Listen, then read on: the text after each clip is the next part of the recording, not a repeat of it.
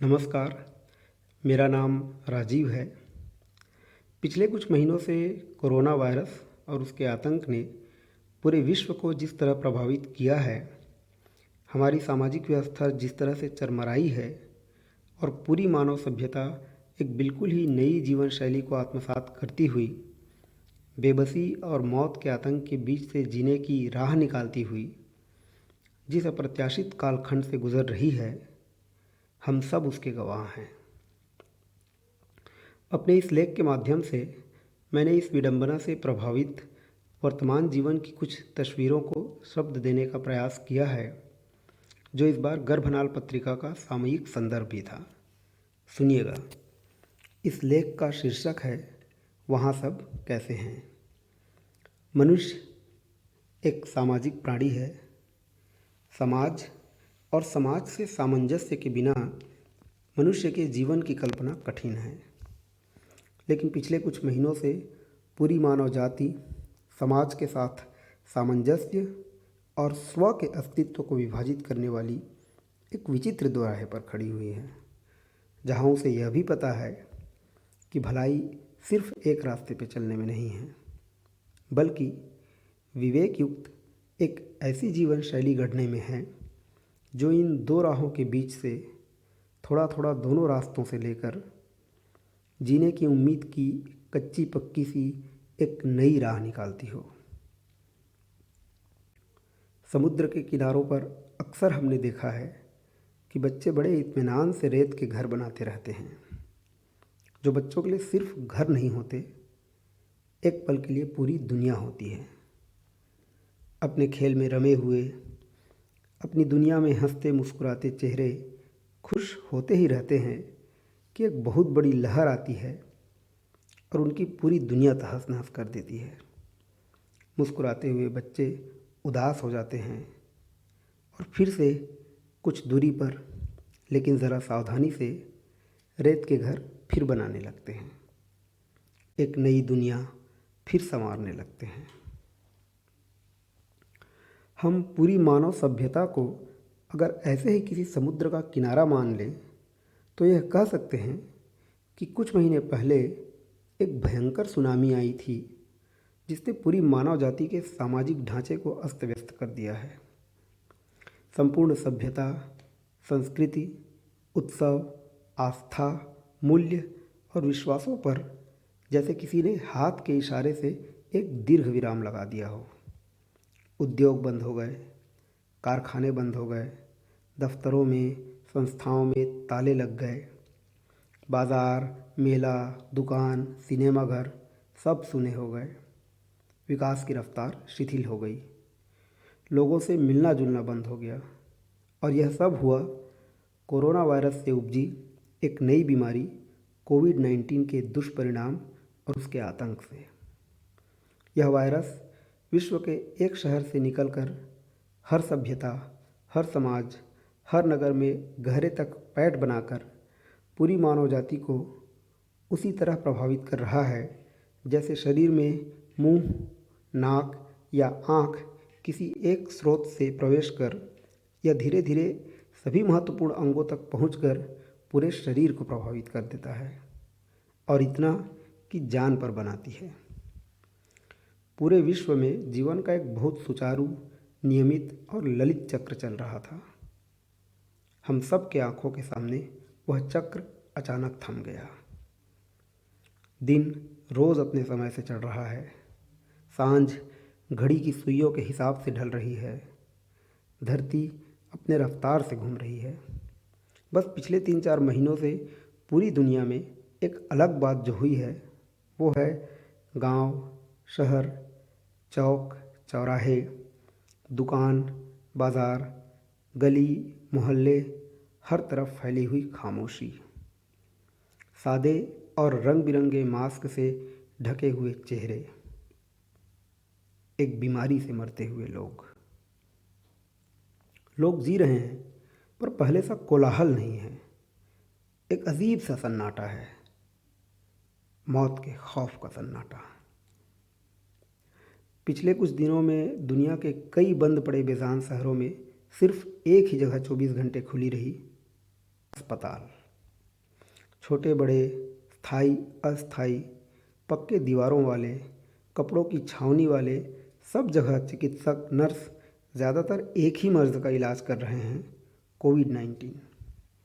कुछ ही हफ्तों में यह रोग एक महामारी सिद्ध हुई जिसमें अब तक 6 लाख से ज़्यादा जानें जा चुकी हैं, जो इस तरह से पूरे विश्व में होने वाली मौत की सबसे विचित्र स्थिति है, सबसे भयंकर मामला है।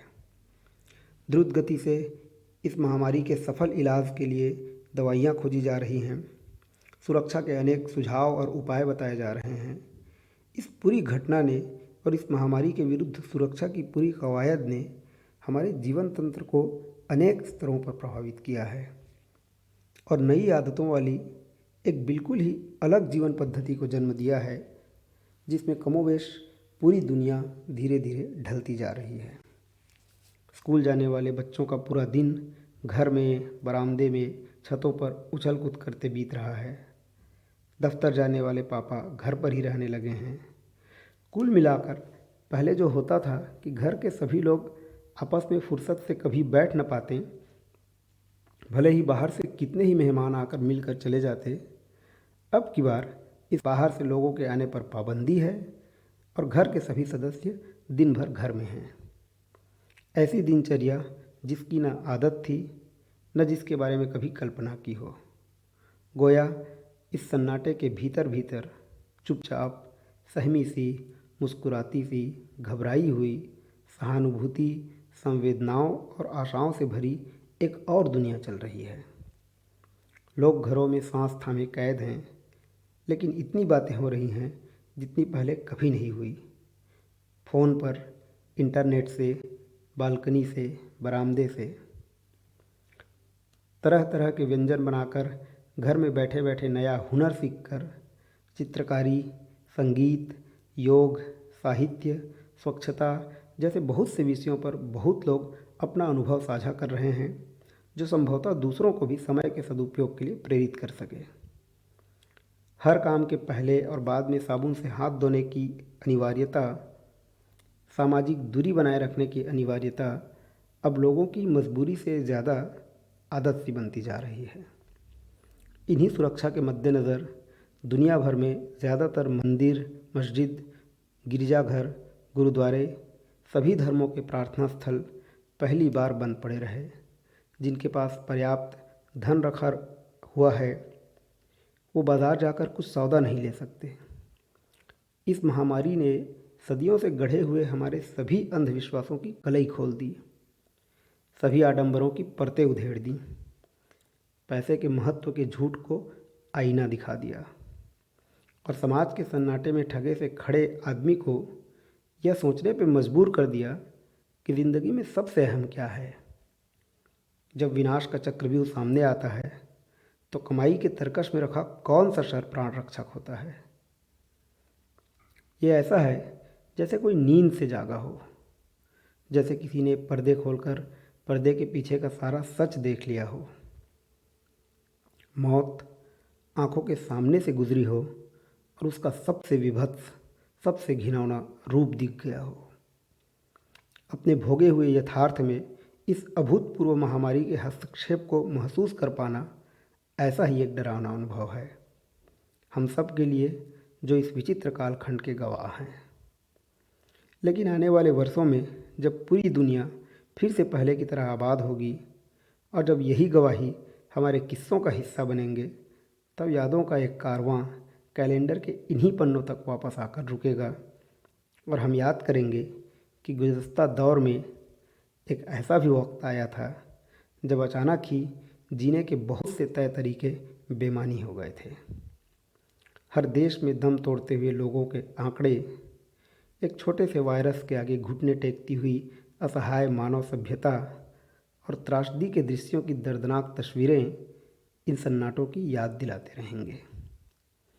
इन तस्वीरों में कुछ मज़दूरों के चेहरे भी हैं जो मजबूरी और हिम्मत को पैरों से बांधकर कंधों पे पूरे परिवार का बोझ लेकर बिना किसी से कोई गुहार लगाए चेन्नई, हैदराबाद, दिल्ली से बांदा, मधुबनी, गोरखपुर तक चले जा रहे हैं।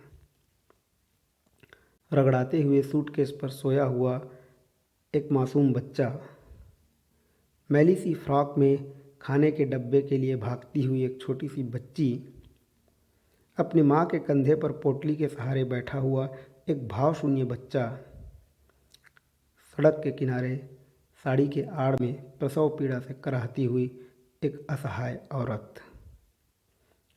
जिन्होंने महानगर को महानगर बनाया, अपने पसीने से एक एक ईंट जोड़कर हमारे घर बनाए, वो खुद अपने घरों तक पहुंचने के लिए अपनी ही बनाई हुई सड़कों पर भटकते दिखे।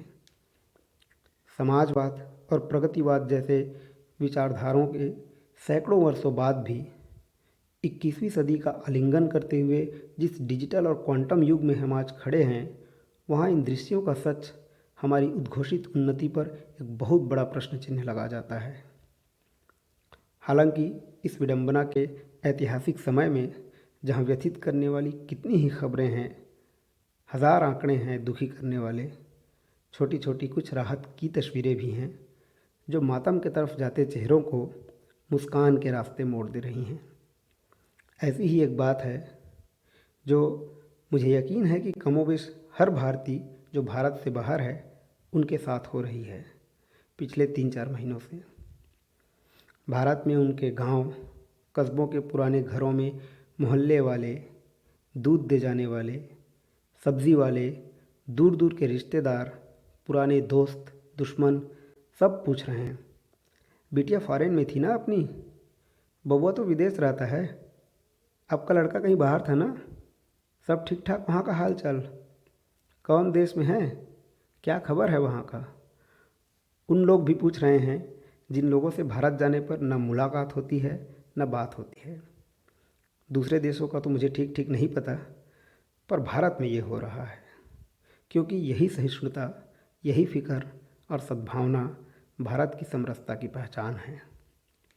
आइए हम सब भारतीय जो अपने वतन से बाहर हैं, अपने गली मोहल्ले, गांव, देहात, कस्बे, शहर, नगर, देश के सभी शुभचिंतकों को दिल से शुक्रिया कहें और उनके स्वास्थ्य की शुभकामनाओं के साथ उन्हें बताएं कि हमें भी आपकी फ़िक्र है। ख्याल रखिएगा अपना। नए मौसम में जब राहत के फूल खिल जाएंगे, आंगन में मुस्कुराते हुए हम चाय पे मिल जाएंगे, कुछ आपकी सुनेंगे, कुछ अपनी बतलाएंगे, अगली छुट्टियों में जब हम घर आएंगे।